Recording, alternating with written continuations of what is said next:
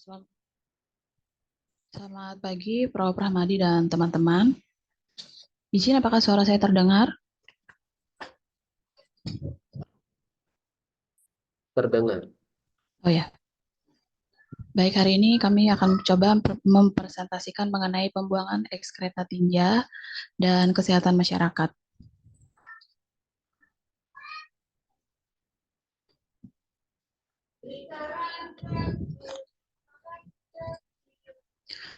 Pembuangan kotoran untuk daerah pedesaan dan komunitas kecil. Pihak-pihak yang terutama bertanggung jawab atas aspek-aspek sanitasi pedesaan adalah administrator kesehatan. Bentar. Mohon izin sebentar ya.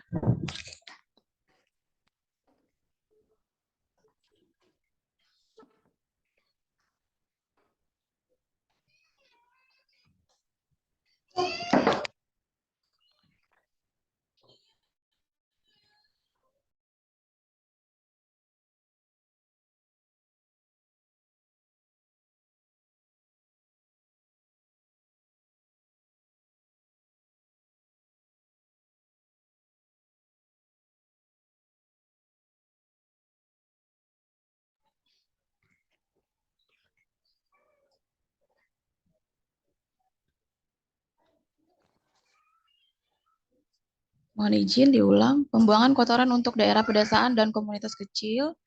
Pihak-pihak yang terutama bertanggung jawab atas aspek-aspek sanitasi pedesaan adalah administrator kesehatan masyarakat, petugas medis kesehatan, petugas sipil atau insinyur sanitasi yang bergerak di bidang kesehatan masyarakat dan sanitarian.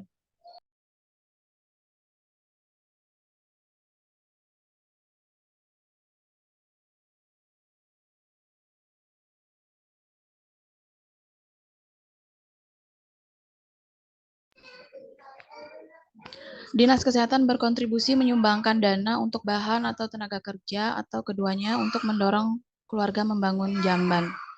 Dinas Kesehatan harus melatih para pengawas sanitasi untuk bekerja dengan keluarga-keluarga di masyarakat tentang aspek pendidikan dan teknis-teknis dari pembangunan, penggunaan, dan pemeliharaan jamban. Pekerjaan sanitasi harus berada di bawah arahan umum seorang insinyur sanitasi yang terlatih mampu memahami masalah pembuangan kotoran yang paling mendasar, proses yang terlibat dalam melakukan perbaikan sanitasi pedesaan.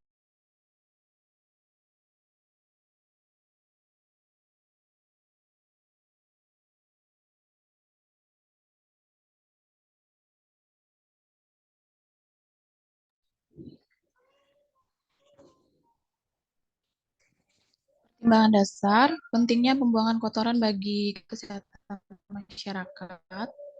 Pembuangan kotoran adalah bagian penting dari sanitasi lingkungan. Ketentuannya tercantum oleh Komite Ahli WHO. Sebagai salah satu langkah dasar yang menjamin lingkungan yang aman di daerah pedesaan dan komunitas kecil adalah tersedianya pasokan air yang aman, pengendalian serangga, dan vektor penyakit.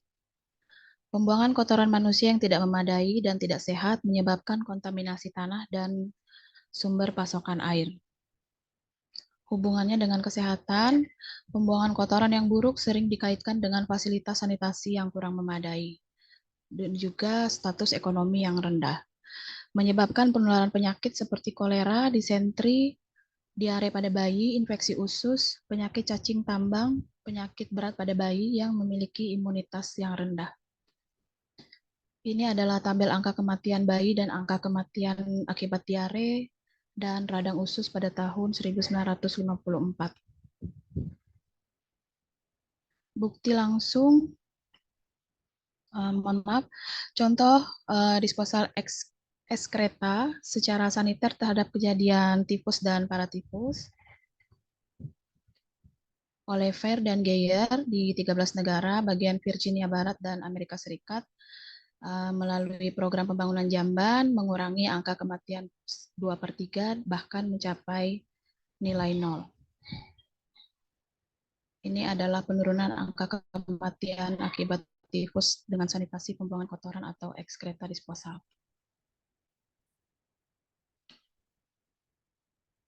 Hubungan pembuangan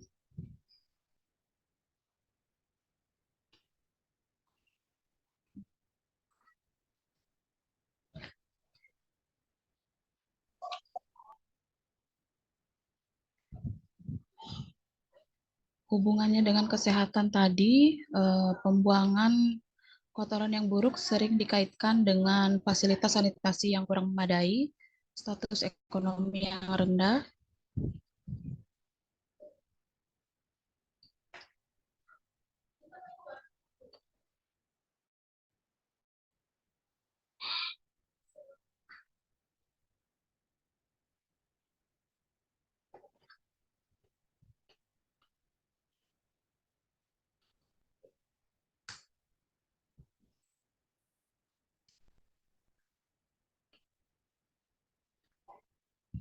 hubungan pembuangan kotoran ekskreta disposal terhadap kesehatan ada banyak. Yang pertama adalah pembangunan jamban yang saniter meningkatkan kesehatan penduduk, baik bagi perkembangan sosialnya. Terdapat bukti yang cukup kuat kejadian berkurangnya penyakit yang ditularkan melalui tinggi dan air. Pelaksanaan program sanitasi lingkungan atau sanitasi tadi meningkatkan harapan hidup. Morbiditas yang disebabkan oleh fasilitas sanitasi yang kurang berpengaruh pada pekerja.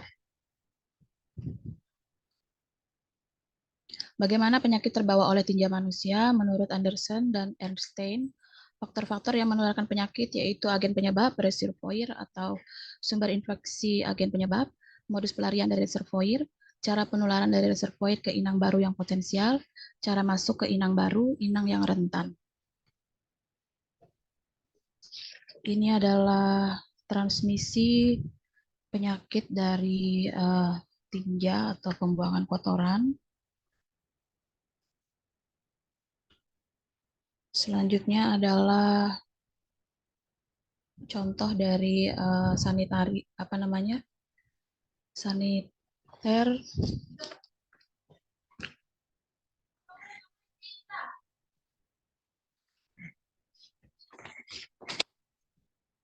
Contoh dari saniter, bangunannya yang ideal.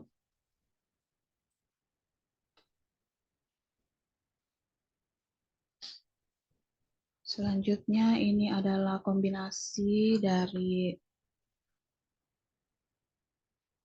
berbagai jenis jamban, lapisan jamban, alas, dan lantainya. Jadi untuk gambar A ini sambungannya terbuka, gambar B sambungannya diletakkan dengan mortar. Untuk gambar A, lubang persegi dengan lapisan dan dasar batu bata dan lantai kayu. Gambar B, lubang bundar dengan lapisan sebagian dahan pohon yang dipotong dengan dasar tanah dan semen. Gambar C ini adalah lubang bor dengan lapisan dan dasar lantai beton.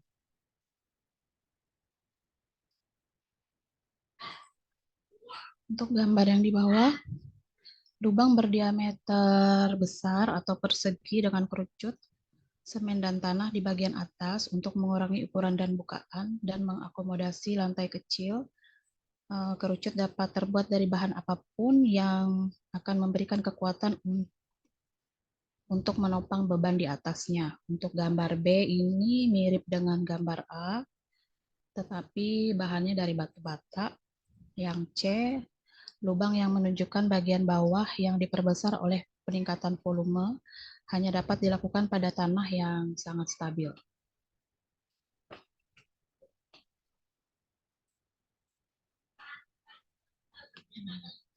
Metode jamban untuk pembuangan kotoran, menurut Ehlers dan Steele ada 7 syarat jamban. Yang pertama, tanah permukaan tidak boleh terkontaminasi. Yang kedua, tidak boleh ada kontaminasi air tanah yang mungkin masuk ke dalam mata air atau sumur. Tidak boleh ada kontaminasi dari air permukaan. Kotoran tidak boleh diakses oleh lalat atau hewan. Tidak boleh ada penanganan kotoran segar. Jika diperlukan harus dijaga. Metode yang digunakan harus sederhana dan murah dalam hal konstruksi dan pengoperasian. Faktor penentu keberhasilan program sanitasi pedesaan, yang pertama adalah partisipasi aktif dari masyarakat setempat, pendidikan kesehatan oleh tenaga kompeten, perbaikan teknis lingkungan, dukungan penuh dari pemerintah atau dinas kesehatan.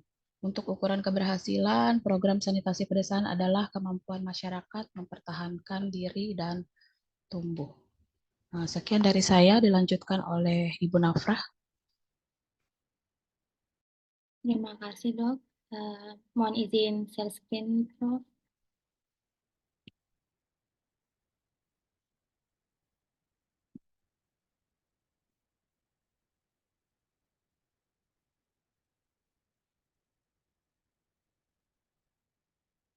Apakah slide-nya sudah terlihat?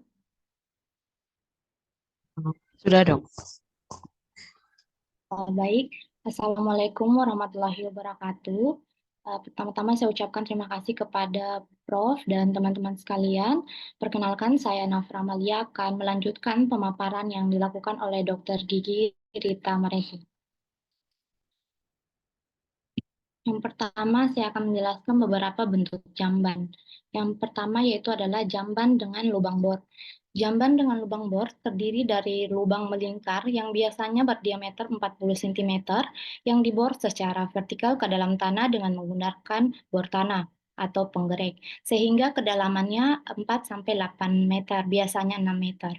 Lubang-lubang berukuran 30 cm, 35 cm, 40 cm, dan 90 cm persegi. Gundukan tanah harus dibangun di sekeliling lantai untuk melindungi dari limpasan air dengan lebar minimal 50 cm dan dipadatkan dengan baik.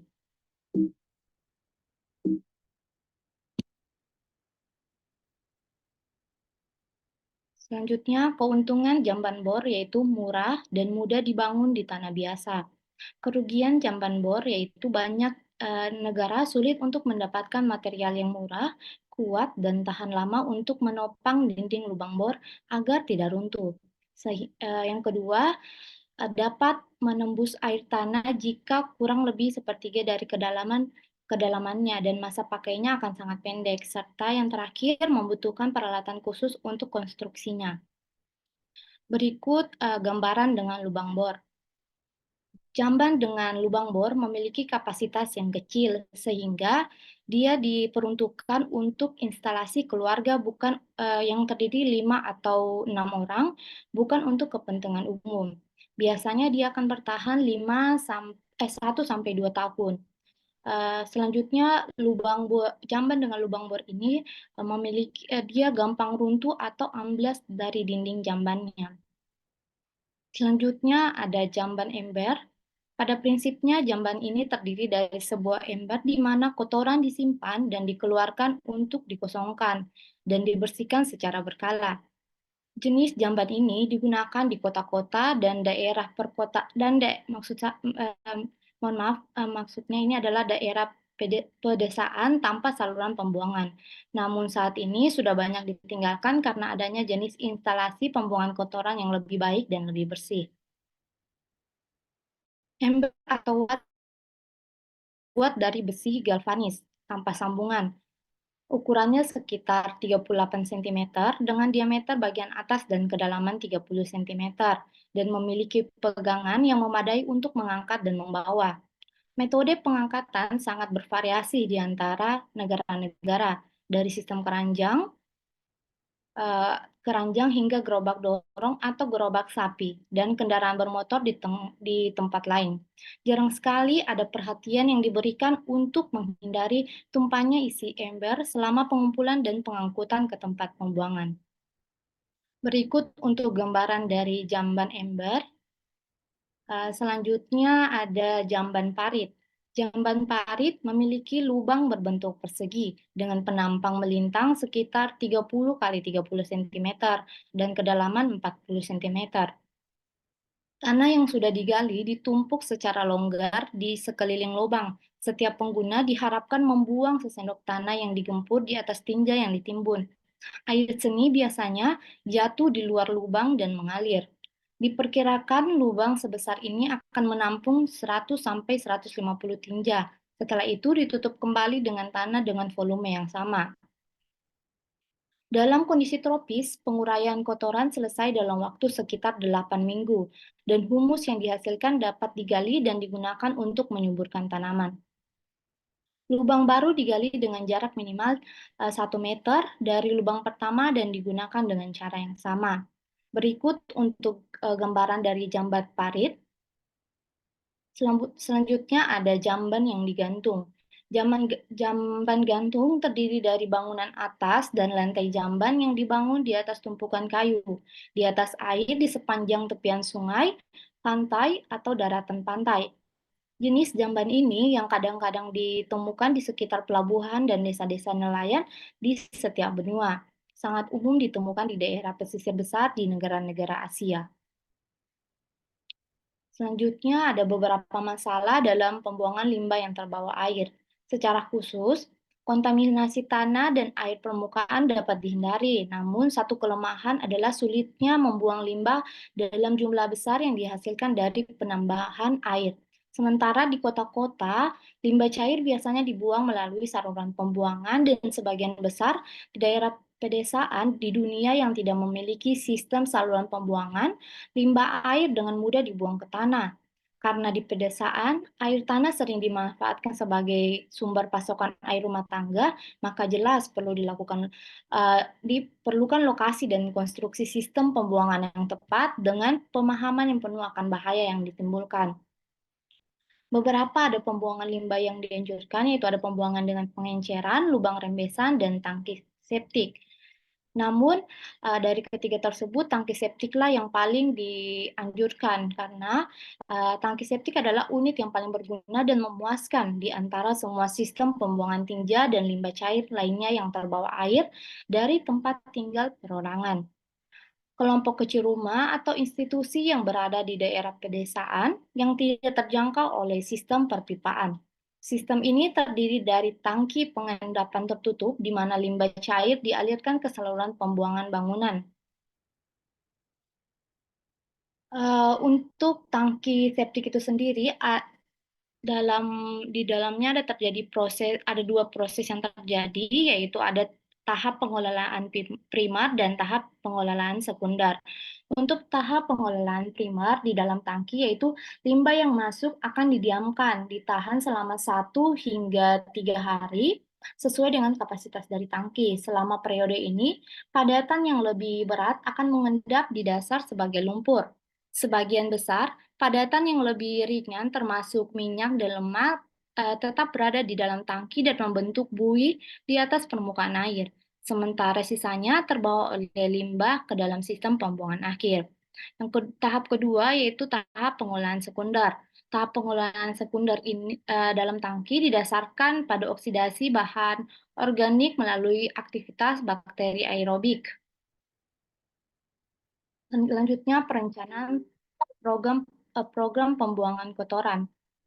Ada elemen-elemen penting yang harus diperhatikan. Yang pertama, menyadari manfaat nyata dari sanitasi bagi kesehatan dan kesejahteraan mereka, membentuk unit sanitasi di dalam pelayanan kesehatan nasional negara sesuai dengan kebutuhan dan sumber daya negara dan mengisinya dengan personil yang kompeten untuk mengembangkan dan mengarahkan semua tahapan pekerjaan di bidang ini.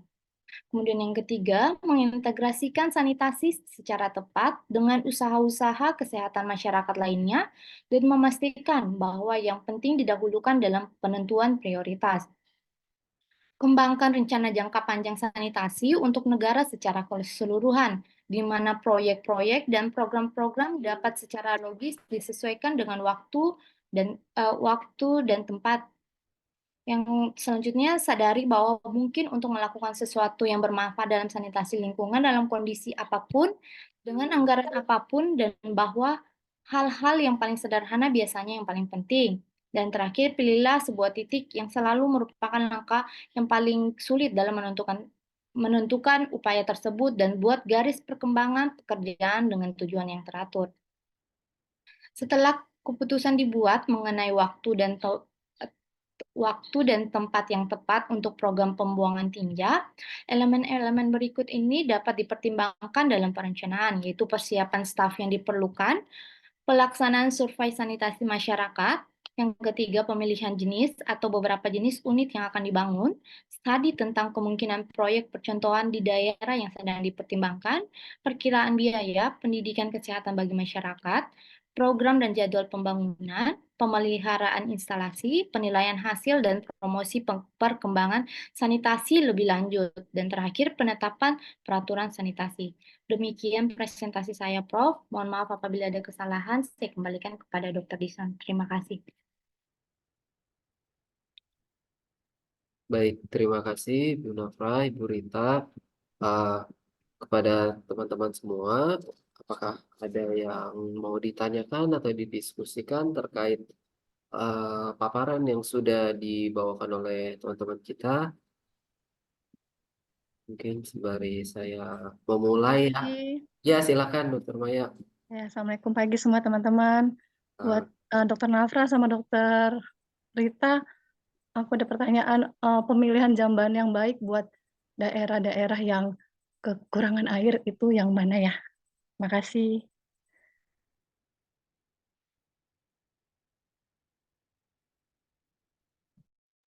Ya, pertanyaannya adalah kalau untuk daerah yang kekurangan air, jenis jamban apakah yang tepat? Dipersilakan kepada presentan.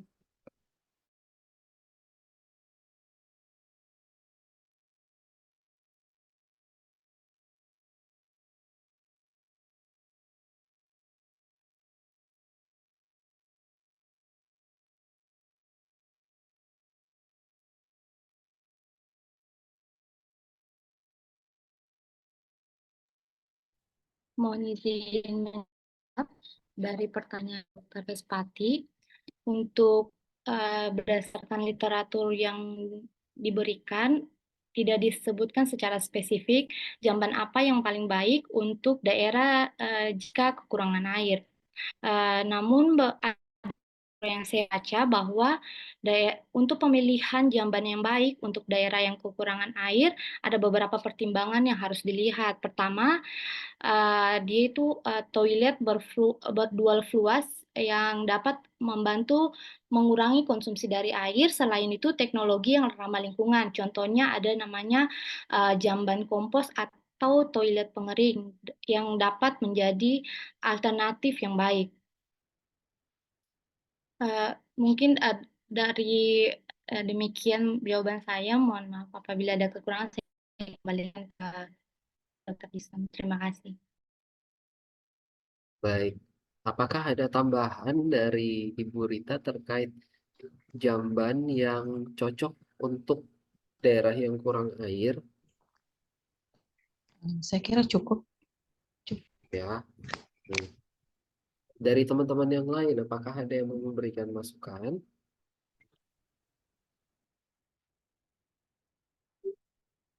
Ya, saya sedikit menambahkan ya. Kebetulan pernah melihat paparan berita di daerah kurang air itu ada sebuah inovasi dari ahli kesehatan masyarakat itu namanya jamban amfibi gitu. Jadi eh, toiletnya bisa diangkat sedikit, nggak harus kalau ada air bisa menggunakan air, kalau nggak ada air dia bisa eh, apa namanya seperti didorong begitu supaya kotorannya masuk ke dalam septic tanknya seperti itu.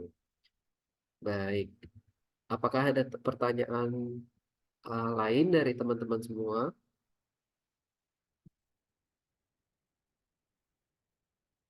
Belum itu mungkin saya sembari menambahkan pertanyaan ya. Tadi di dalam paparan yang pertama adalah eh, jamban ember. Jamban embernya disebutkan itu menggunakan bahan logam. Yang ingin saya tanyakan, eh, apakah ada pertimbangan tertentu sehingga dipergunakan bahan logam pada pada jenis jamban ember gitu? Karena untuk saat ini sudah cukup jarang melihat uh, ember logam seperti itu dan apakah itu dipergunakan pada wilayah-wilayah tertentu aja atau pada periode tertentu saja?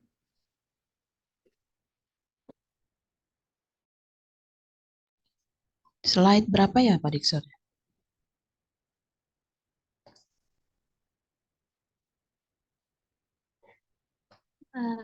Sepertinya presentasi saya, Dok. Oh iya ya.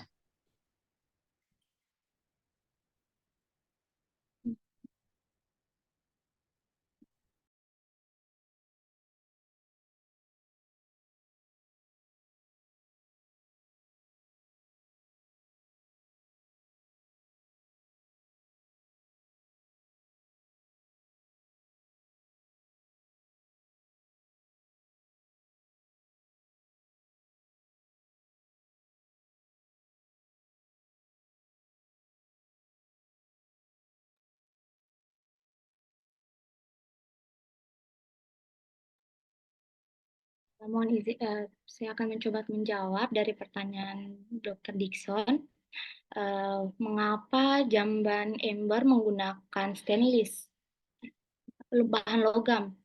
Berdasarkan literatur tidak dijelaskan secara gamblang mengapa untuk jamban ember menggunakan logam. Namun saya mendapat dari literatur yang berbeda, jamban ember menggunakan bahan logam karena ada beberapa alasan. Yang pertama, logam atau stainless steel atau valganis umumnya tahan terhadap korosi dan memiliki umur yang panjang. Ini penting karena jamban ember akan terpapar kelembapan dan air yang secara teratur. Selain itu, logam memiliki sifat yang memungkinkan pembuatan ember dengan bentuk dan ukuran yang sesuai. Kemudian, kemampuan logam uh, untuk diubah bentuk dan diukir memudahkan pembuatan ember dengan desain yang praktis dan fungsional. Terakhir, logam itu sendiri memberikan kekuatan dan ketahanan yang diperlukan untuk menanggung berat badan dan tekanan yang mungkin diterapkan pada jamban ember selama penggunaan. Terima kasih, dokter. Saya kembalikan. Baik, terima kasih Bu Nafra. Untuk melanjutkan diskusi, saya sembari menyapa ya. Untuk Ibu Puji, apakah ada pertanyaan terhadap para presentan?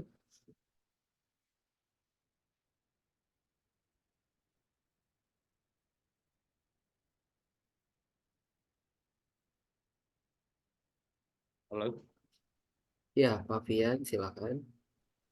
Nggak ada dok. Ibu Puji atau Pak Fian dipersilakan bila ada. oke. Silakan Bu Puji kalau mau duluan Bu. Belum ada dok, dipersilakan dulu ke Pak Fian. Oke. Eh, saya, Pak Dikson, saya sebetulnya menyambung yang tadi, yang jamban di pedesaan dengan kondisi air yang sulit ya, yang saya sering lihat juga itu orang menggunakan jamban cemplung yang katanya itu hemat air dan bisa mengamankan kotoran keluarga. Bagaimana dengan jamban cemplung dari sisi sanitasi, Ibu berdua? Terima kasih. Oke, terkait tentang zaman cemplung ya. Ya. Oke, ya izin saya berikan pertanyaan kepada para presentan. Atau kalau ada yang punya masukan juga boleh ya. Mungkin pernah ada pengalaman kerja terkait sanitasi lingkungannya, terkait zaman cemplung. Boleh memberikan juga kontribusi masukannya. Baik, waktu dan layar dipersilakan.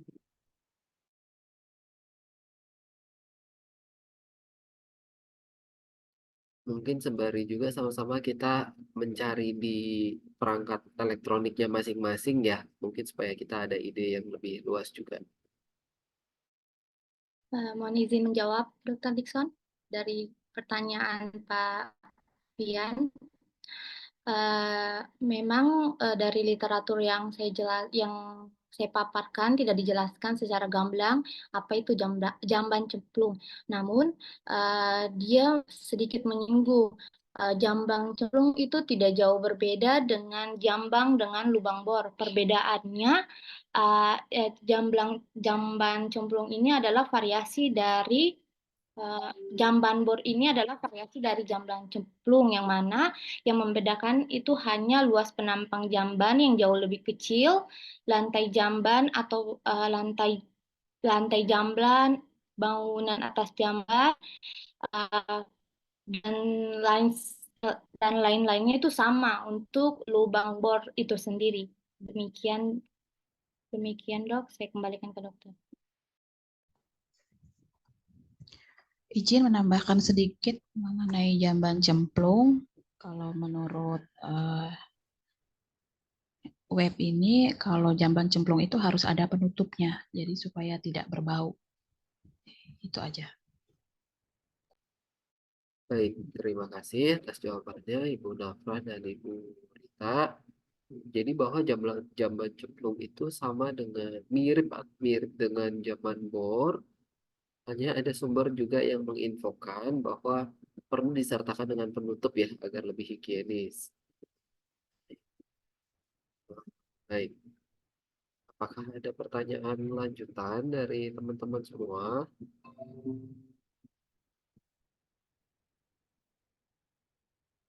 Dari saya menyapa ya, dari Ibu Niken mungkin apakah ada pertanyaan yang ingin disampaikan? Tara tidak ada, Pak Dison. Baik, terima kasih.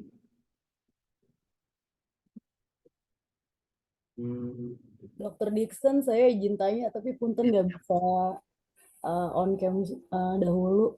Jadi Ya, terkait jamban ini di puskesmas tempat saya bekerja itu angka uh, keluarga yang tidak mempunyai jamban tuh cukup tinggi, ada sekitar 392 kakak. Nah, permasalahannya adalah di puskesmas saya itu kan di wilayah Rambutan dekat sekali dengan terminal sehingga sangat padat seperti itu. Yang menjadi permasalahan adalah mereka mengeluhkan, dok sebenarnya kita mau aja buat jamban gitu, tapi keterbatasan lahan gitu.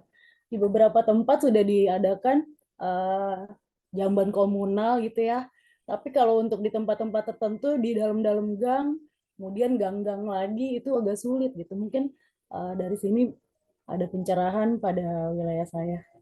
Demikian, terima kasih. ya, terima kasih Bu Tiara. Bagaimana teman-teman? Apakah ada yang mau ditambahkan terkait Ya, sih? mohon izin menjawab. Untuk kita bisa mencapai saniter yang ideal itu memang seperti yang saya sampaikan di slide yang pertama, itu harus ada peran pemerintah ya. Jadi di sini pemerintah juga punya peran aktif, kemudian lewat dinas kesehatan untuk bisa membuat desain ya di mana harus membuat jamban tersebut. Jadi di sini diperlukan juga administrator kesehatan, kemudian juga orang counseling, kemudian juga insinyur yang memang insinyur sanitasi ya yang terlatih. Jadi dia mampu memahami masalah pembuangan kotoran tadi. Jadi bisa membuat desain yang ideal seperti itu.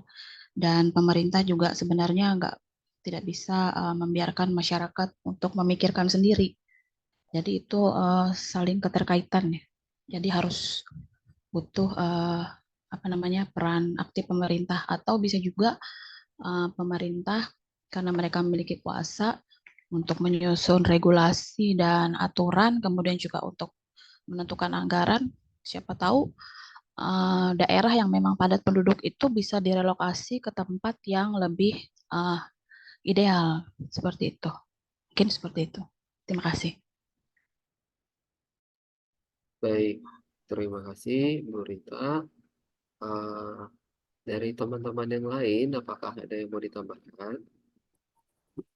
Jadi sebenarnya pemerintah sudah turun tangan seperti itu, cuma kan kewilayahan biasanya diserahkan pada puskesmas terkait kesehatan. Jadi mungkin bisa ada pencerahan jamban seperti apa sih yang cocok untuk lingkungan padat penduduk, karena mereka bilang kalau dibangun kan rata-rata rumahnya petak tuh ya di tempat situ. Jadi kalau dibangun di depan, di belakangnya kena air bersih, nggak jauh di sebelahnya sudah air bersih gitu kan.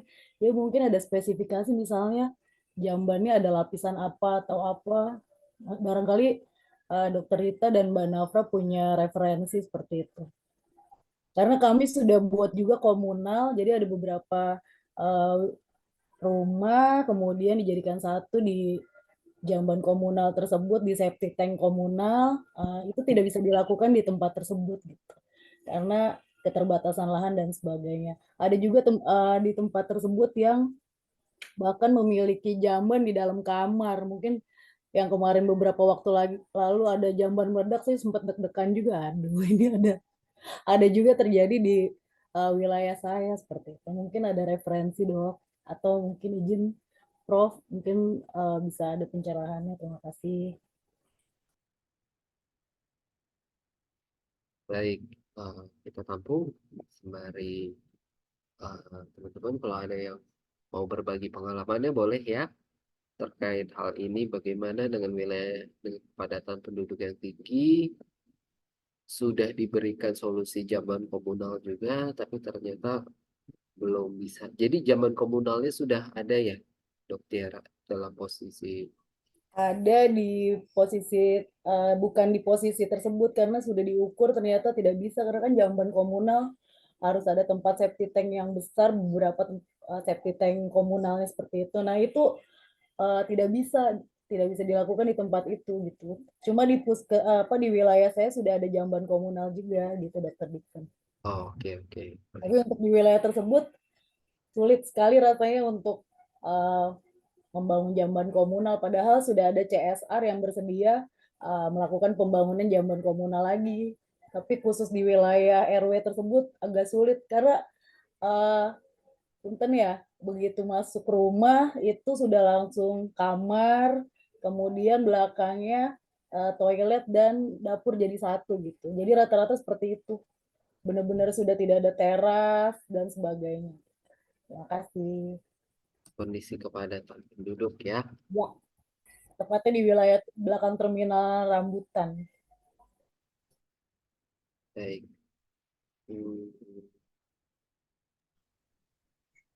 Apakah teman-teman ada yang punya pengalaman yang serupa? Berhubung juga kalau wilayah kerja kita seringkali sangat padat gitu ya, wilayah-wilayah yang sangat padat penduduknya.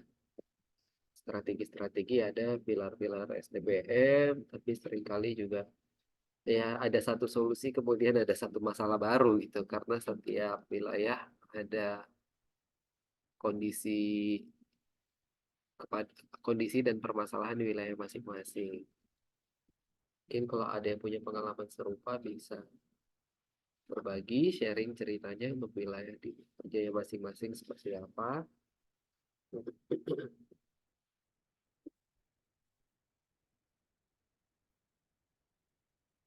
Oke, sembari berjalan nanti kita diskusikan kembali ya untuk hal yang belum ada solusinya ini. Teman-teman yang lain, apakah ada yang memiliki pertanyaan atau masukan terkait paparan yang sudah dipaparkan pada pagi hari ini?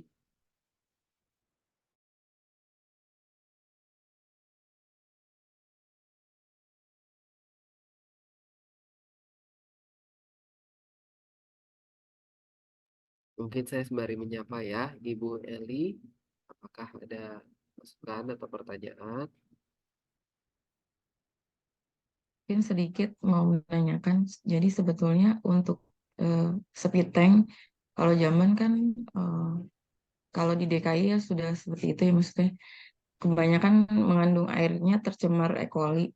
Nah baiknya itu speed tanknya dibuatnya yang seperti apa ya? Apakah kedap atau emang kalau zaman dulu kan ada batu-batuan gitu, tapi bawahnya itu dia masih tetap tersambung ke tanah gitu, jadi terserap gitu. Baiknya seperti apa ya? Terima kasih.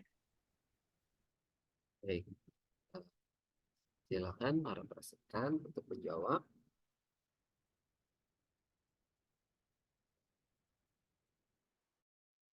Kesimpulan pertanyaannya adalah kalau untuk wilayah seperti DKI Jakarta yang kepadatan penduduknya sudah tinggi, saran baiknya seperti apa untuk penggunaan tipe septic tank seperti apa di wilayah DKI seperti itu ya Bu Eli. Baik, terima Iya kasih. betul.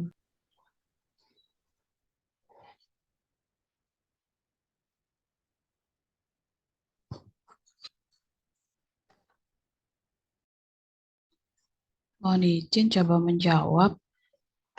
Untuk septic tank yang ideal itu sendiri kan sudah diatur dalam Permenkes nomor 3 tahun 2014 ya. Jadi jarak dengan bangunannya itu harus 1,5 meter. Kemudian jarak dengan sumur bersihnya harus 10 meter. Jarak dengan sumber resapan air hujannya dibutuhkan 5 meter. Nah, mungkin saya mencoba menjawab ya, kalau misalnya memang penduduknya sudah padat, seperti yang dilakukan gubernur terdahulu, Pak Ahok mungkin bisa direlokasi mungkin ya penduduknya ke rusun-rusun yang memang sudah ideal untuk ditinggali. Seperti itu. Dan tadi menjawab yang punya Dokter Tiara, mencoba menjawab, sama tadi sudah sudah jadi kepadatan juga, jadi mentok kiri kanan udah nggak tahu lagi seperti apa. Nah, kalau saya kasih masukan sih lebih baik relokasi masyarakatnya, kuncinya ada di pemerintah. Dan kemudian ini ada juga solusi selain jamban komunal, menurut Wilprit ialah dengan memanfaatkan limbah feses itu dikumpulkan dari satu tempat lalu diolah menjadi biogas. Ya, saya kira itu. Terima kasih.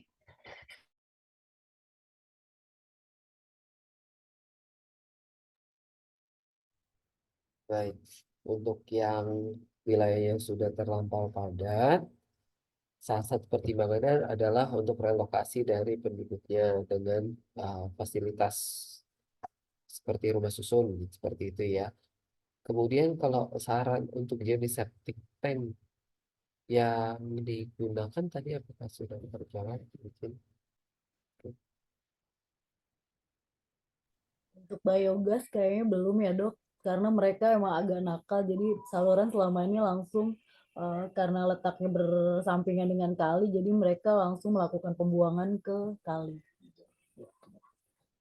Itu udah jadi masalah utama sekali karena sudah melibatkan tokoh masyarakat, tokoh agama, dikaji dari segi agama yang zolim lah karena mencemarkan kali, E. coli dan sebagainya, jadi perebutan tanah. Kemudian tokoh masyarakat juga cuma selain bandel ya mereka alasannya itu. Tapi terima kasih, mungkin biogas nanti dipertimbangkan. Semoga bisa ya dok, karena tempatnya luar biasa. Iya.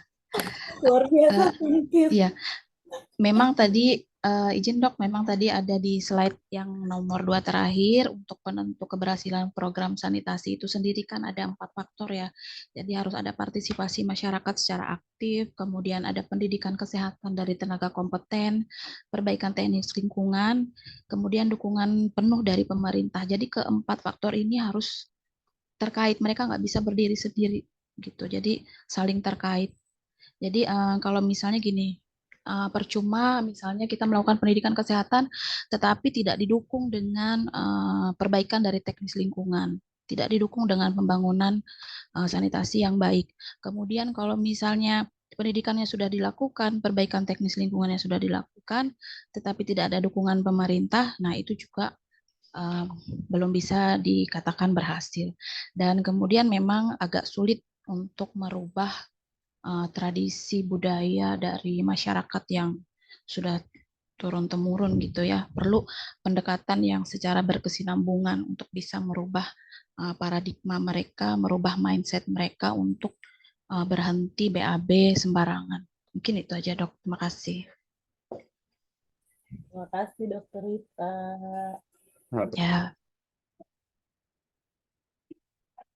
Halo Pak Dikson.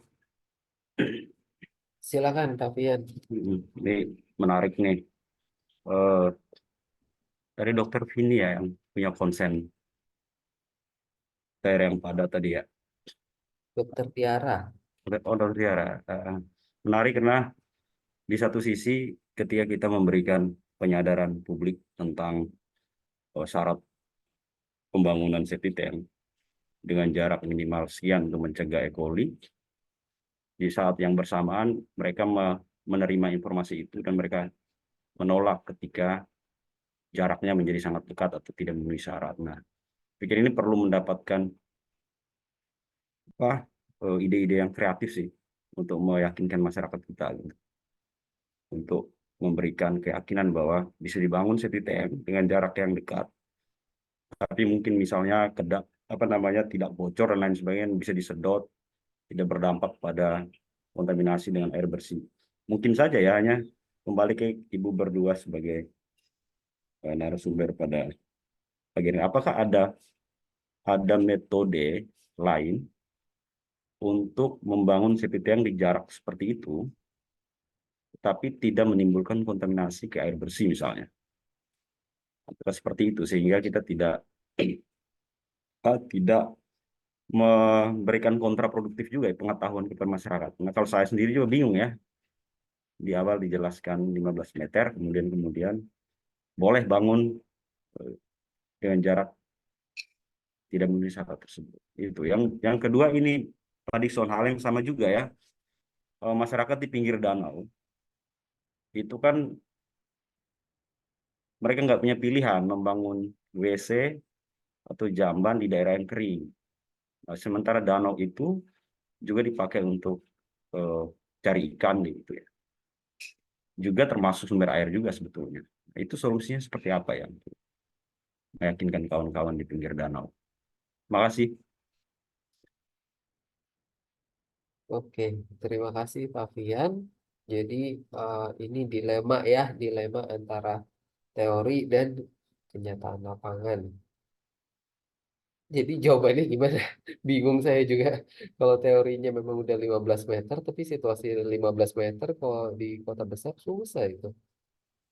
Ya, Ya itu dok yang tadi saya bilang dok. Jadi mungkin kan komunal tidak bisa juga di situ. Makanya tadi saya punten barangkali Prof ada saran dan masukan kalau ketika komunal tidak bisa dilakukan, kemudian eh, sama tadi maksudnya metode kan yang tadi saya tanyakan pertama, metode apa lagi yang harus saya lakukan gitu karena kan di situ saya ditunjuk sebagai eh, artinya penanggung jawab di wilayah tersebut gitu kan di wilayah rambutan sehingga semua pasti tanya dokter Tiara gitu ketika saya melakukan penyuluhan bla bla bla.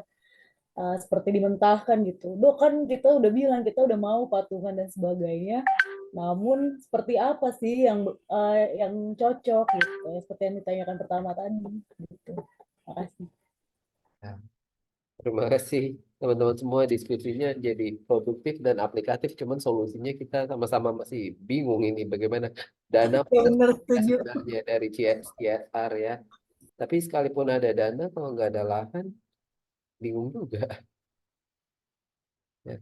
Mungkin izin Prof, kami agak mentok terkait hal ini. Baiklah, Ya. ini terkait dengan tata ruang kota. Kota Jakarta, tata ruangnya memang sudah tambal sulam. Terutama kota pada umumnya adalah mempunyai daya tarik yang kuat untuk urbanisasi. Sehingga beberapa kelompok masyarakat berada di tempat yang bukan menjadi tempat tinggal layak atau direncanakan.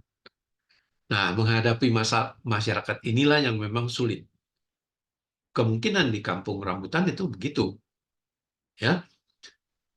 Tentang pemecahan masalahnya itu adalah pemerintah kota untuk memutuskan. Saya ambil contoh, kota Jakarta sebenarnya perkembangannya adalah tambal sulam. Dulu kota Jakarta itu hanya menjadi kota di Batavia, yaitu di daerah Taman Fathahilah. Glodok itu tempat gerobak-gerobak. Makanya bunyi glodok, glodok, glodok, glodok. Karena jalannya batu-batuan, aspal belum ditemukan. Pancoran itu tempat kuda dari luar kota, dari daerah, dari mana, minum. Karena itu pancoran memang, tempat air. Di luar itu, Jatinegara itu adalah Weltevreden, itu milik seorang tuan tanah, tempat istirahat. Tapi saudara bisa lihat sekarang perkembangannya bukan main. Ya, Jalan Gajah Mada dan Hayam Wuruk dulu itu tidak ada. Yang ada itu tanah lumpur di situ. Tojo Jaga Monyet dan lain sebagainya itu ada memang monyetnya di situ waktu itu. Hutan-hutan masih banyak. Lalu lintas dari Harmoni sampai ke Kota Batavia itu dipakai melalui kanal yang kemudian disambung lagi ke pintu air. Karena Istana Negara itu di Jalan Juanda itu adalah tempat istirahat Tuan Gubernur. Yang sekarang bukan lagi, karena tempat istirahat sudah pindah lagi ke puncak. Buitenzorg, di luar kesibukan artinya.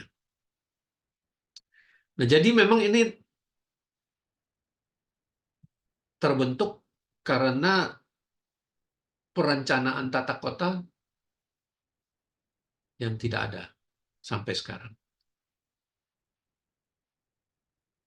Nah, menghadapi masyarakat-masyarakat yang datang dari luar dan bukan penduduk Jakarta, itulah yang sebetulnya yang menjadi masalah sosial dari pemerintah.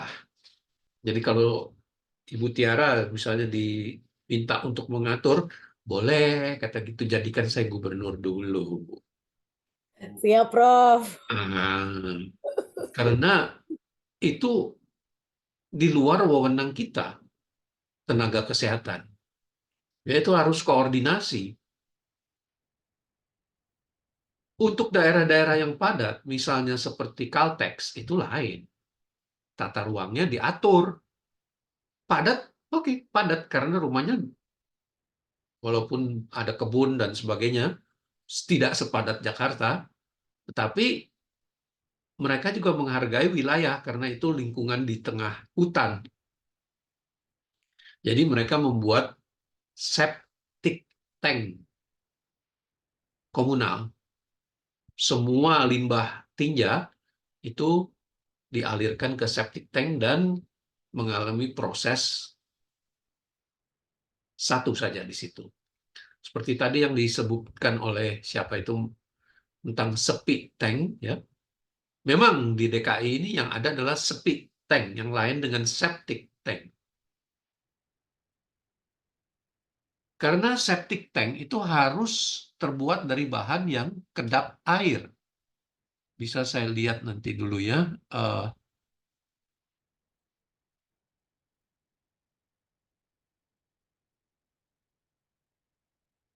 Sebentar dulu.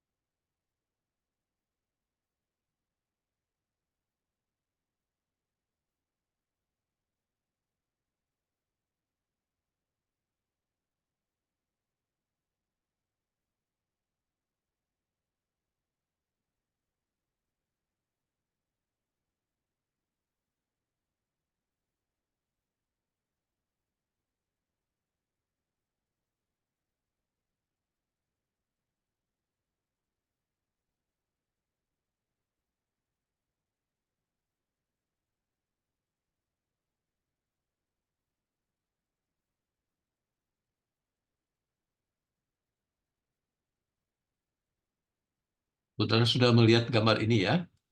Ini adalah bagian yang ideal, model yang ideal dari septic tank yang seharusnya. Ya, dari dalam rumah dilepas ke tempat anaerobik di sini, di mana terjadi proses anaerobik. Di atas permukaan air ini ada scum, busa minyak lemak dari tinja, bercampur dengan busa udara. Sehingga dia mengambang dan menutupi permukaan di daerah sini, dan menyebabkan terjadi proses anaerobik, gas metana dan sebagainya. Kesini adalah air yang relatif tidak ada endapan, walaupun masih ada kotorannya. Sehingga kotoran itu harus diproses lebih lanjut, tetapi melalui proses aerobik, yaitu dialirkan suatu ke lapangan yang aerobik, yang penuh dengan batu-batu karang, di mana udara akan masuk ke dalam batu karang ini dan mencerna air yang aerobik. Tentu pelepasannya dengan sifon, dengan pelepasan air secara periodik supaya bisa mempertahankan bagian ini tetap dalam suasana aerobik, mengandung oksigen. Jadi air tidak mengalir terus-menerus, tetapi secara bertahap menyembur keluar penuh semua dan bersentuhan dengan udara yang ada di antara rongga-rongga batu karang, sehingga terjadi proses aerobik, sehingga tidak bau. Yang terjadi adalah H2O dan CO2 yang dibentuk, yang dipergunakan oleh pohon-pohon di atasnya, termasuk rumput. Sehingga kedalaman ini juga tidak boleh terlalu dalam. Paling dalam 1 meter, 1,5 meter. Supaya oksigen dari udara masih bisa masuk ke dalam bagian ini. Ini ideal. Tapi saudara mesti tahu bahwa di dalam kehidupan kita sehari-hari, apa yang ideal itu belum tentu bisa kita capai. Termasuk juga pengadaan septic tank. Ketika saya membuat septic tank di rumah pertama kali, itu sedikit bertengkar dengan tukang, karena saya minta dibuat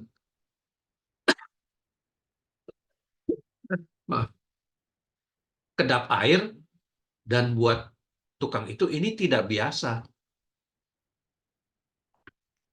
Jadi memang yang dibuat oleh tukang-tukang itu adalah septic tank. Septic tank. Yaitu yang dibuat khusus untuk menyerap air. Sebetulnya itu adalah jamban cubluk. Ya. Nah, cuma jamban cubluk karena modelnya itu sering juga hanya berbentuk jamban cemplung. Ketika kita membuka lubangnya, karena lubangnya itu biasanya ditutup dengan papan untuk defekasi, aduh harum semerbaknya bukan main. Karena deposito bertahun-tahun sudah penuh di situ. Ya, saya pernah di NTT, defekasi di jamban seperti itu, dan selalu bawa balsem. Gosok di hidung. Kalau enggak, minta ampun, konsentrasi kacau. Nah, tadi juga ada dipermasalahkan pada jamban yang tidak ada karena masalah lahan, ya. Ini akan menyebabkan masyarakat lari ke sungai dan mencemari sungai.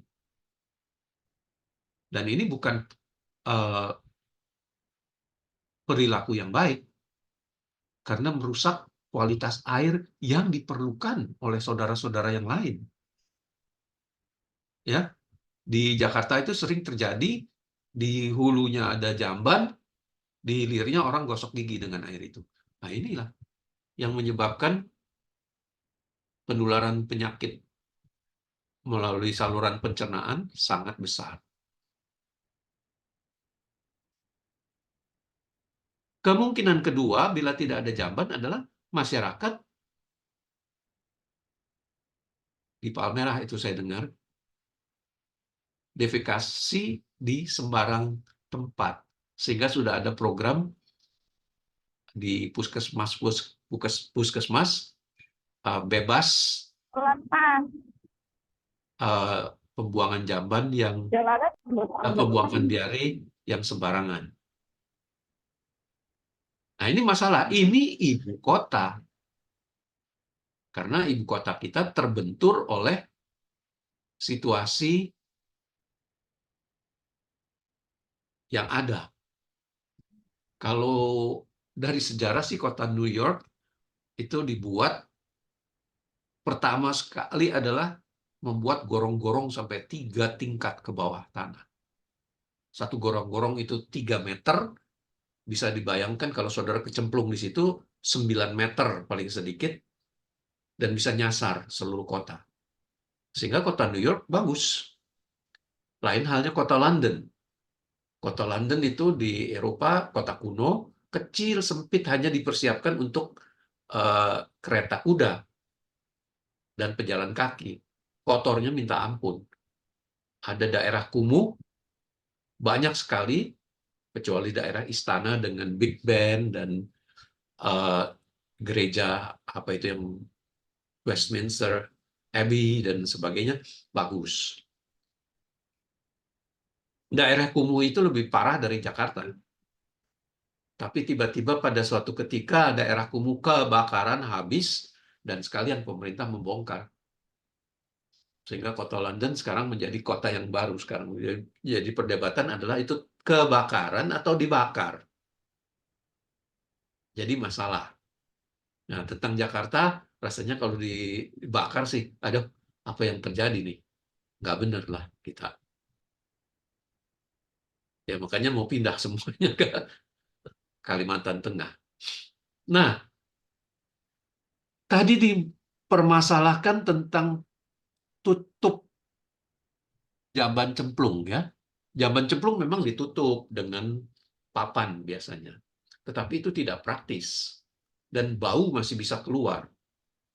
Padahal lebih baik bau tidak keluar, tapi kotoran bisa masuk ke situ. Ya caranya itu dengan leher angsa penutupnya. Dengan air. Ya, air tinjanya sebagian mungkin akan masuk, tapi tetap tertutup karena tertutup air, bersih jadinya, atau tidak terlalu bau. Tapi tidak semua daerah banyak air.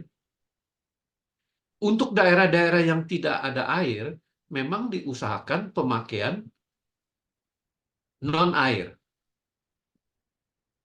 lebih ke arah jamban cemplung.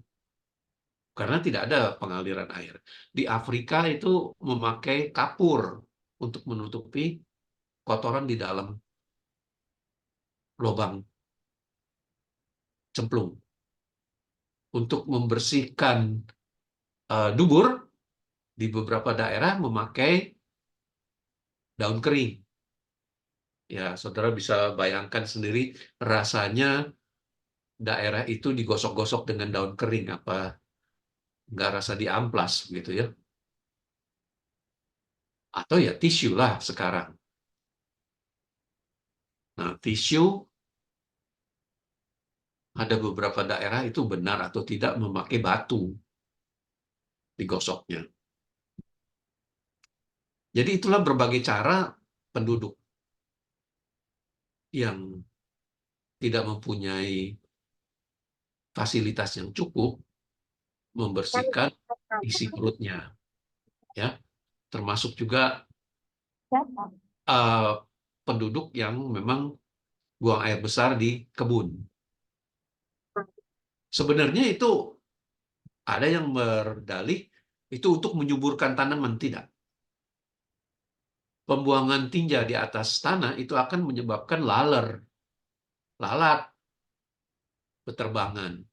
Dan proses pembusukannya tidak benar. Harusnya dia berada di bawah tanah, anaerobik. Kalau aerobik begitu, aerobiknya nggak jalan, tapi baunya yang kenyang lah. Jadi, tadi ada dibahas tentang jamban ember ya. Jamban ember itu sebetulnya di daerah Asia Timur. Biasanya berdekatan dengan wilayah pertanian. Jadi sengaja dibentuk bangunan di mana orang tinggal duduk saja di atas beton yang berlubang, dengan bagian dubur diarahkan ke dalam lubang itu, dan di bawahnya ada ember yang sewaktu-waktu akan dikumpulkan oleh para petani. Gratis atau kadang-kadang membayar, karena mereka membutuhkan tinja manusia untuk pupuk tanah. Tentu dengan proses dulu, tidak langsung ditaruh di tanah perkebunan, akan rusak tanaman. Jadi harus dilakukan dulu proses anaerobik di dalam sumur khusus oleh para petani itu. Jadi tugas mereka itu membuka pintunya dari luar, ketemu ember yang sudah penuh, ditarik, dan dimasukkan ember yang kosong. Lumayan, ada servis khusus untuk itu. Dan mereka akan membawa dengan gerobak ke daerah-daerah penguraian tinja. Nah, ada juga jamban helikopter. Karena bentuknya seperti helikopter, yaitu di tengah-tengah telaga, kolam ikan. Ya, karena panjang jembatannya, lalu ada gubuk, khusus gubuk tertutup, tempat orang defekasi di situ. Menjadi masalah adalah ikannya gimana itu? Ikannya menjadi bagus, segar, sehat, tetapi berbahaya. Karena ketika ikan itu ditangkap, akan diolah di dapur, siap mendapatkan Escherichia coli di antara sisik-sisik ikan itu, yang menandakan bahwa ikan itu terkontaminasi tinja. Apalagi ketika dibuka isi perutnya, kadang-kadang masih ada sisa makanan tinja manusia. Bisa dibayangkan pisau dan talenan itu akan penuh dengan kotoran manusia. Sehingga pemakaian talenan dan pisau sesudah membersihkan isi perut ikan harus dicuci bersih kalau mau mengiris bawang atau sayur. Jadi saudara bisa bayangkan ya, masalah ikan. Lalu apakah kita tidak boleh memberikan ikan makanan seperti lele, belut, dan sebagainya dengan tinja? Boleh. Di Jerman itu ada ikan-ikan ditaruh di satu kolam khusus yang dikirimkan, yang dimasukkan air limbah dari septic tank kota, dan akibatnya di dalam air itu tumbuh alge, subur. Alge inilah yang dimakan oleh ikan. Tetapi tidak bisa terlepas bahwa ikannya terkontaminasi dengan kotoran manusia, yang baru dan yang lama. Di sela-sela sisiknya itu penuh dengan Escherichia coli, yang menunjukkan adanya kontaminasi tinja. Mereka tidak kekurangan akal, mereka memindahkan ikan yang sudah pada ukuran tertentu, berat tertentu, ke kolam yang bersih. Sering dicampur dengan klor dulu, dalam kadar yang cukup saja, untuk membersihkan Escherichia coli. Ikan menjadi sedikit kurus, tapi sudah layak dikonsumsi. Karena Escherichia coli tidak terdeteksi dalam laboratorium, sehingga kita bisa beranggapan mungkin sudah bersih dari kontaminasi tinja. Atau memang tadinya memang ada kontaminasi, atau memang tidak pernah ada kontaminasi. Ya, kita tidak tahu lah. Yang penting Escherichia coli bersih pada saat itu. Nah, stainless itu sebetulnya sih, kalau di Asia Timur ya, embernya itu terbuat dari kayu malah. Sehingga pembersihannya memang agak sulit dan lebih berat lagi. Itu hanya pilihan. Nah, stainless ya lebih tahan lama lah. Itu sih produk saja, promosi produk ya. Nah, Ada lagi sebetulnya pembuatan gas bio dari tinja manusia. Walaupun gas bio itu lebih baik kalau dibuat dari kotoran lembu, dicampur dengan daun-daun dan ranting-ranting. Gas bionya banyak. Kalau kotoran manusia dan kotoran lain kurang gas bionya. Jadi di India itu ada pemakaian kotoran lembu untuk bahan bakar. Ya, mereka mengolah kotoran lembu, diremas dengan tangan, dicampurkan dengan sisa-sisa arang kalau ada, atau ranting-ranting, dikeringkan dan dijual untuk bahan bakar yang murah. Jadi kotoran itu semuanya memang bisa dipakai, tapi yang menjadi masalah adalah kotoran manusia. Bisa dibayangkan sehari itu berapa banyak. Kalau kota Jakarta sih sudah memang septic tank yang ideal itu boleh dibilang langka di mana-mana.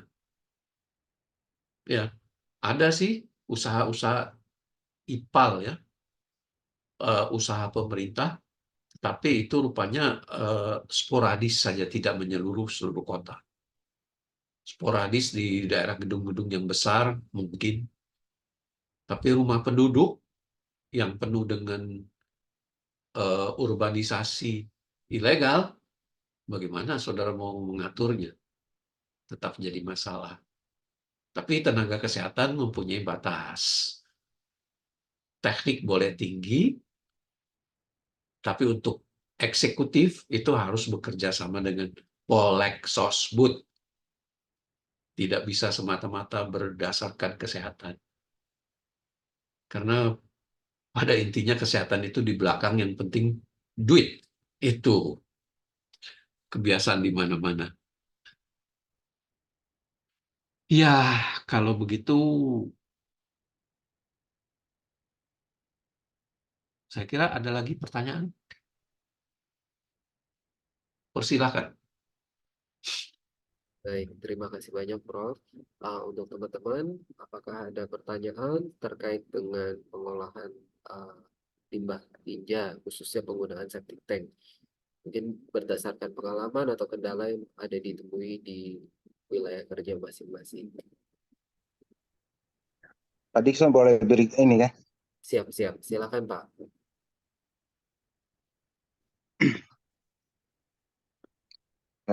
Izin Prof, terima kasih untuk edukasi materi kita di hari ini. Jadi izin Prof bahwa yang saya lihat di wilayah Provinsi Papua Barat, memang yang tadi disampaikan oleh Prof memang betul sekali bahwa sesuai dengan program kesehatan, bahwa kan pernah digencarkan untuk kalau di kesehatan itu kan masuk di bidangnya kesehatan masyarakat, dalam hal ini di Keslim. Untuk targetnya kita itu kan di kesehatan itu kan stop buang air sembarangan, atau istilahnya desa ODF, Open Desinfection Free ya, yang menjadi target di teman-teman di posisi, bahwa memastikan bahwa desa itu stop membuang air besar di sembarangan tempat, yang menjadi target kita, desa ODF. Nah, kalau di wilayah Papua, di daerah kampung-kampung itu memang kita lihat bahwa, yang khusus wilayah Papua ya, jadi bagaimana target untuk menurunkan masyarakat untuk stop buang air sembarangan tempat, maka salah satu program pemerintah adalah membangun atau membantu masyarakat membangun WC.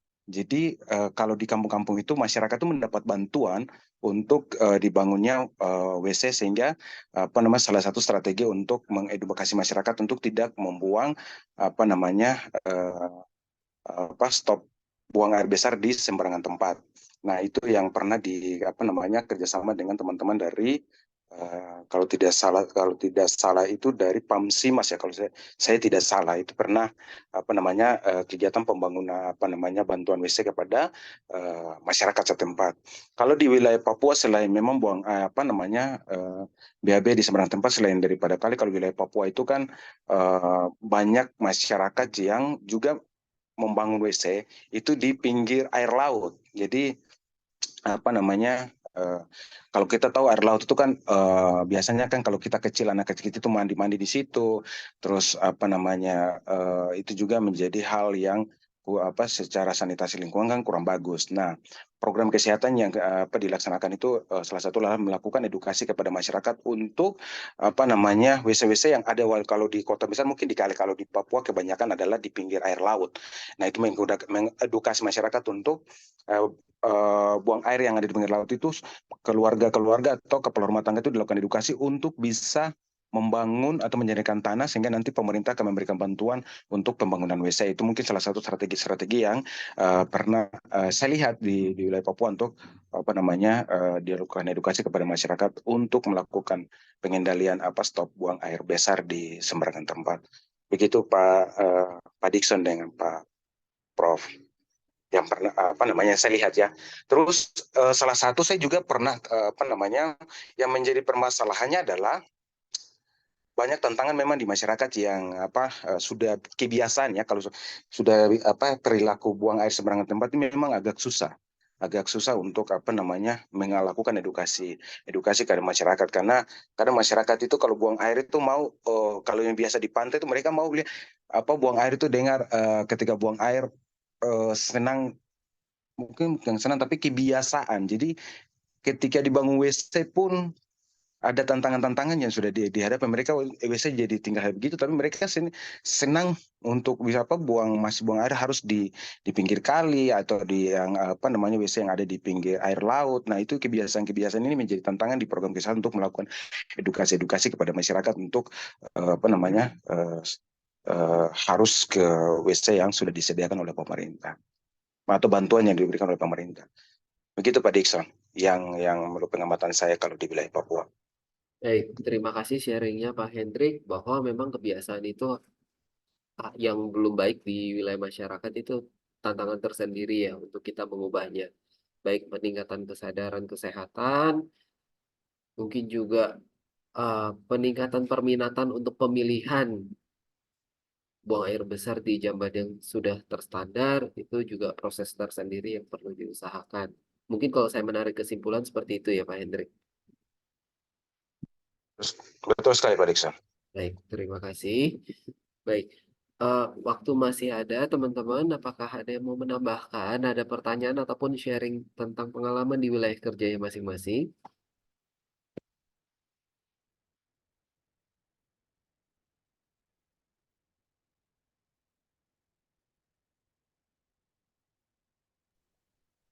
Izin Pak Dikson, Ya, silakan. Hani, untuk menjawab pertanyaan saya tadi, jadi mungkin adakah kriteria apa namanya safety tank yang bisa kami pergunakan apabila berdekatan dengan air bersih? Seperti apa kriteria, apakah ada kriteria khusus untuk pembuatan safety tank yang berdekatan sekali dengan air bersih di lingkungan sekitar seperti itu? Barangkali ada bahan-bahan khusus atau apa? Terima kasih.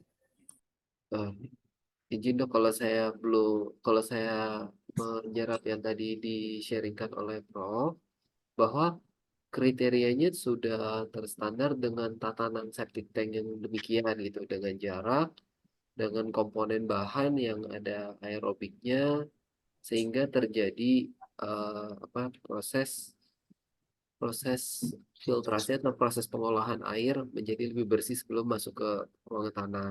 Nah, tapi kondisi kondisi yang ditemukan oleh Dr. Tiara mungkin itu sumbernya dari tata kota di awal, bahwa ada penempatan ruang yang tidak diperuntukkan untuk tempat tinggal mungkin begitu ya. Saya belum tahu detailnya, tapi mungkin seperti itu sehingga menjadi overpopulasi.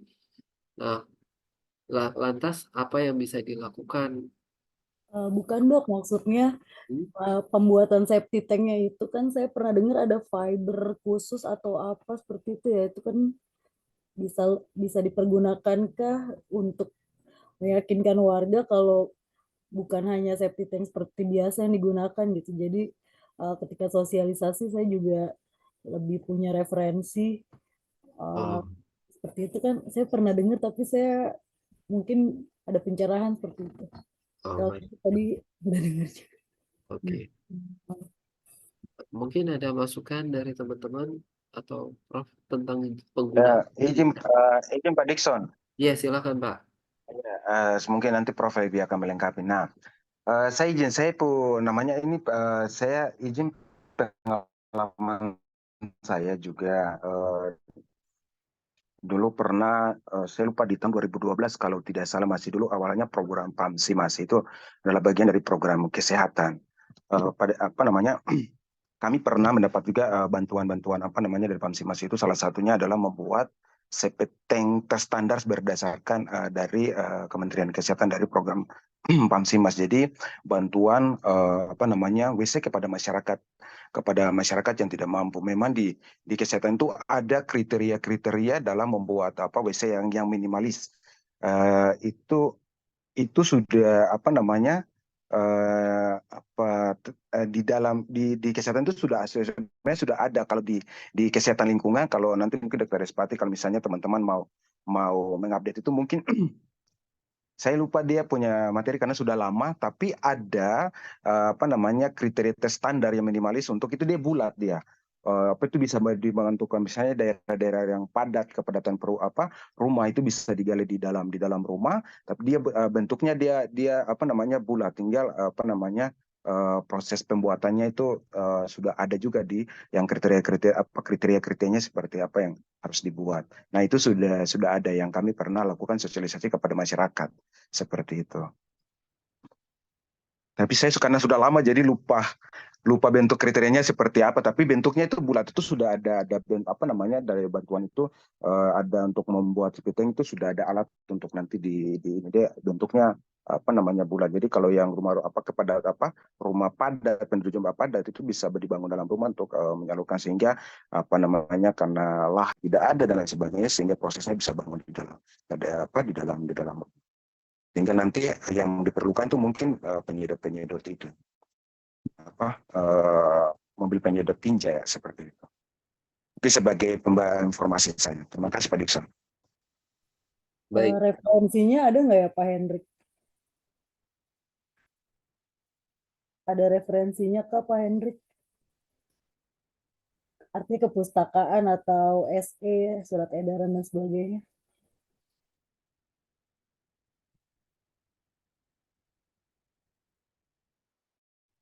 Iya. Mungkin teman-teman yang lain apakah ada yang punya bahan referensi terkait ini? Kebetulan maksudnya tantangannya memang muncul, kendalanya muncul di lapangan sehingga eh, kita sama-sama mencari apakah ada referensi yang sesuai untuk hal ini.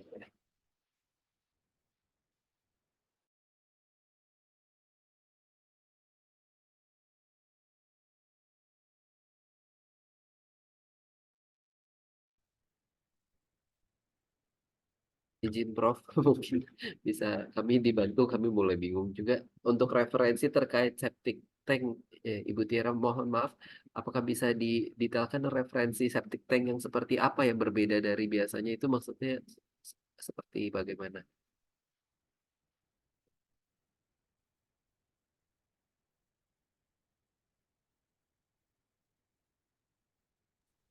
Mungkin Pak Dr. Dixon, jadi misalnya ada lapisan-lapisan tertentu di luar safety tank yang sudah diutarakan tadi.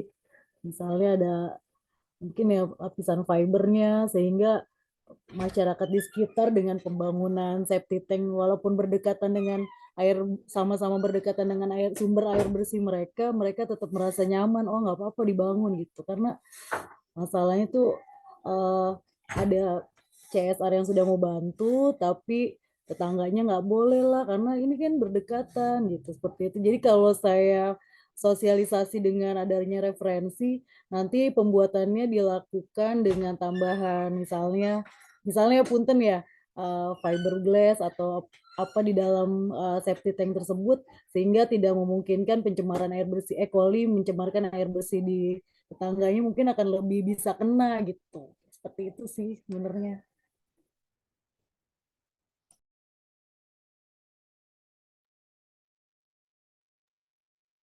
Bu Tiara, untuk Jakarta, seluruh air tanah itu sudah tercemar oleh Escherichia coli Ya, di Prof. mana-mana. Jadi mau ada tambahan septic tank di sebelah rumah juga itu sudah tidak bisa terhindar. Escherichia coli ada. Tapi kalau septic tank itu dibuat dari fiberglass, itu yang paling sederhana, dan fiberglassnya cukup kuat, tidak pecah, tidak ada masalah sebenarnya. Dia tidak berkontribusi untuk melepas larutan tinja ke sekitarnya. Kecuali kalau fiberglassnya bocor, ya itu lain cerita lagi ya. Ya, Jadi Prof. masalah air ini bukannya hanya masalah kesmas, tetapi juga masalah Polexosbud. Kehidupan sosial juga mesti diperhitungkan. Jadi saudara bisa menyadari bahwa masalah tinja saja sudah bahan untuk pertikaian. Iya bener, Prof. Karena di situ ada 200, sekitar 100, artinya setengahnya dari 392 kakak, Prof, di sekitar situ dan problematikanya sama gitu. Jadi saya nanti diarahkan seperti itu aja ya, Prof, dengan penggunaan fiber atau Iya, bahwa ya. fiber itu kecuali pecah. Kalau enggak pecah ya nggak apa-apa. Jadi untuk izin, Prof, untuk pemasangannya apakah butuh apa namanya, supaya tidak mudah pecah atau sebagainya, apakah butuh apa namanya, metode tertentu sehingga tidak untuk kemungkinan pecahnya dalam jangka waktu dekat bisa diminimalisir seperti itu, apakah ada metodenya, Prof? Kalau itu sih sudah teknik ya. Unik ya, Prof, siap. Iya, kalau memang sengaja tidak merata di tanah ya pecahnya gampang lah. Baik, Prof. Jadi kalau untuk di dalam kamar pun sebenarnya aman asal pembuangan udaranya itu ya, Prof, tetap di luar seperti itu juga ya, Prof? Iya, Oh iya, baik. soalnya yang terbentuk di situ gas metana dan bisa meledak. Iya, saya baca di berita juga kemarin kan belum lama ada yang meledak dan itu terjadi di warga saya juga ada beberapa yang akhirnya karena mereka dikunjungi pihak kelurahan dan Satpol PP terus akhirnya mereka udahlah saya bikin di dalam kamar juga, saya antara menyetujui dan tidak menyetujui, tapi yang penting pembuangan gasnya itu ya, Prof, ada di luar udara terbuka seperti itu ya, Prof, ya? Iya, Baik, itu Prof. harus. Siap, Prof. Terima kasih pencerahannya, Prof.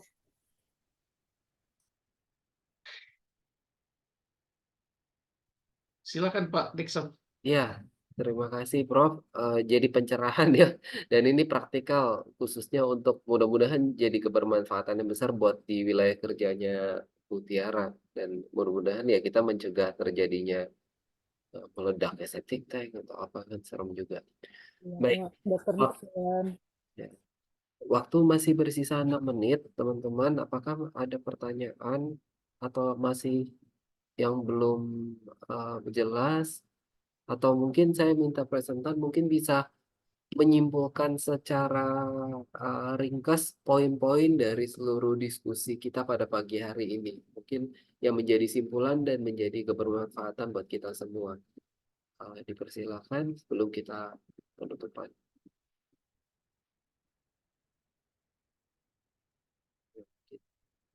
Secara poin garis besar saja untuk pada para presentan. Silakan.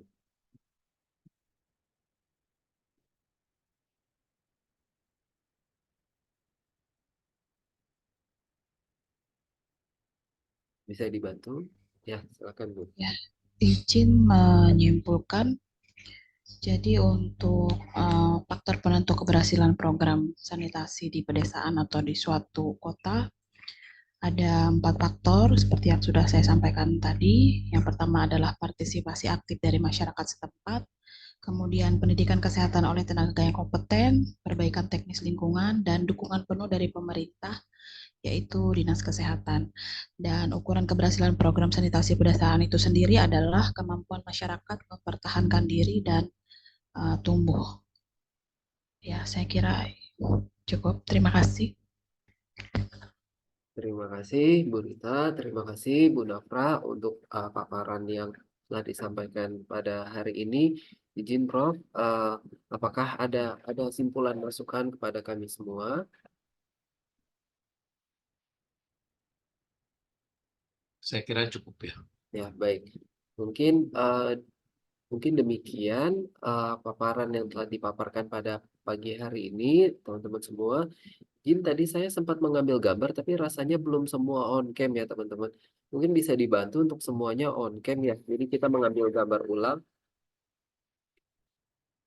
Oke, saya mulai dari halaman pertama ya.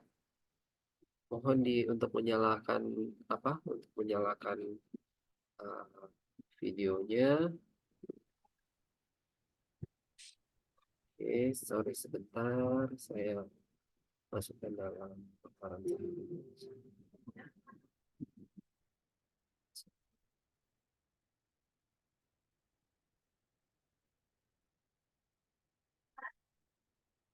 Oke, halaman pertama sudah. Saya lanjutkan ke halaman kedua.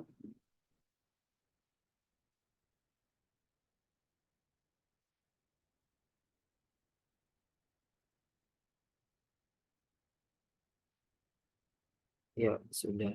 Mungkin demikian paparan pada hari ini. Terima kasih banyak Prof atas bimbingannya untuk kami semua. Terima kasih juga untuk para presentan. Mudah-mudahan semua ini bermanfaat ya. Barusan saya lihat ada chat ini, kita bagaimana? Chatnya masuknya ke lapangan. Nanti dibahas di grup aja tuh. Nanti dibahas di grup ya, izin ya. Mohon maaf ya Bu Ilian, waktunya mepet sekali. Udah ini. Oke. Terima kasih semuanya.